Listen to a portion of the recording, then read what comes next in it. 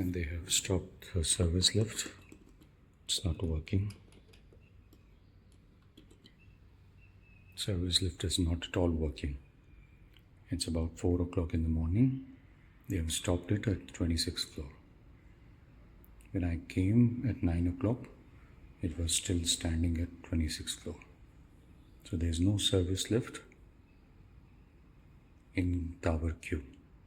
This is a direct offense of denial of service. We are paying for usage of lifts. The maintenance charges are being paid to them. And CW are intentionally restricting access to these lifts. This is CW for you. So today is the morning of 22nd of October. Let's see if this lift is working. It is not.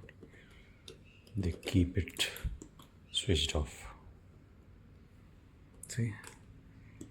They've parked it at ground floor. This is what they are doing. This is a service lift. And today is 22nd morning, 2:30 a.m. And this is what they do. Thank you so much for watching.